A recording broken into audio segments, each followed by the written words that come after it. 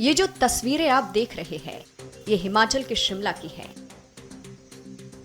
जहां बारिश ने ऐसा तांडव किया कि देखते ही देखते घर बार बर्बाद हो गया। दरअसल शिमला के पहाड़ी क्षेत्रों में भारी बारिश के कारण भूस्खलन से मकान और वाहन क्षतिग्रस्त हो गए हैं। हाल कैसा है ये आप देख सकते हैं। इस तबाही के बाद वहां कांग्रेस विधायक हरीश जनार्था पहुंचे हैं। उन्होंने क्या कहा सुनिए। मैं ये कहना चाह रहा हूं कि वैसे जनरली अगर हम पिछले 25-30 साल से देखें तो हमारा जो मेन नुकसान होता है वो सितंबर में ही होता है। शिमला में मोस्टली जो नुकसान होता है वो सितंबर में होता है, रिसीडिंग मानसून के दौरान होता है। बीच में जैसे 1-2 दिन अगर यहाँ पे धूप लगती है तो उनके कारण मिट्टी सूख जाती है और इमीडिएटली फिर हैवी बारिश होने के कारण वो स्लाइड्स बन जाते हैं। अनफॉर्चुनेटली इस बारी मानसून बहुत लंबे गए हैं और प्रिज्यूम था कि कहीं ना कहीं तो डेफिनेटली सितंबर महीने में शिमला में नुकसान होना ही होना है और वो वक्त अब आ गया है।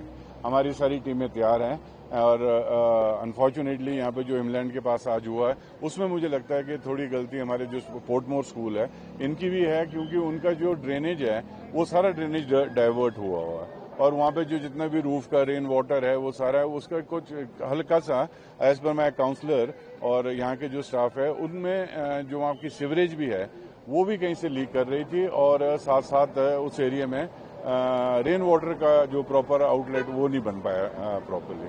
तो we are accessing the damage and I assure you and I am very thankful to the administration and specially the police and PWD जिन्होंने ये रास्ता खोल दिया है और ट्रैफिक थ्रू है।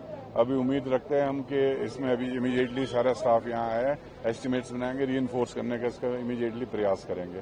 अभी तो ये इस हालत में तो हम ये देख रहे हैं कि जो डेंजरस ट्रीज है अभी यहाँ पे तो एक मेजर बड़ी ट्री आई है और साथ साथ उसके साथ कुछ एक रवीनिया के जो पेड़ थे वो आए हैं, पर लेकिन यहाँ पे 2 या 3 पेड़ अभी बहुत ही डेंजरस बने हुए हैं। तो कॉशियसली यहाँ पे चलना पड़ेगा।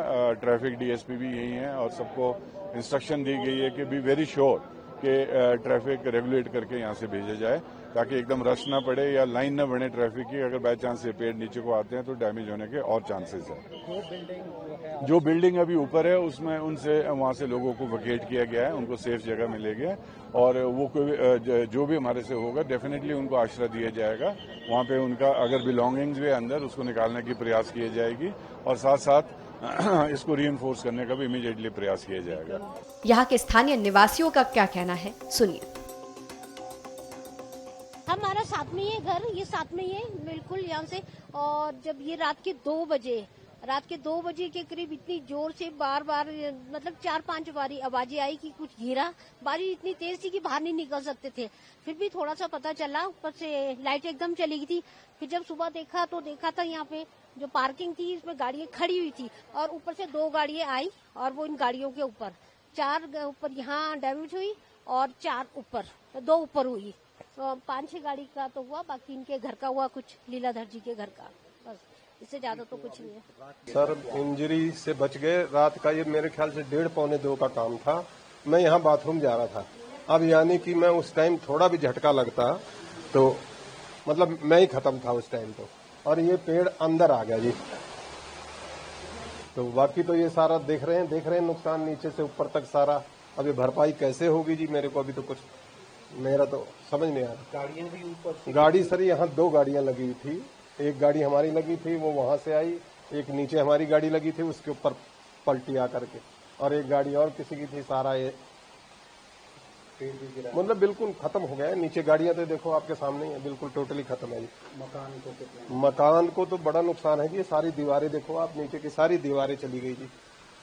कोई मकान के अंदर, और इसके ऊपर छत के ऊपर सारा ऊपर गिरा। ये सारी छत खराब है ऊपर की। जब मलबा आया मकान के अंदर कोई फंसा था क्या?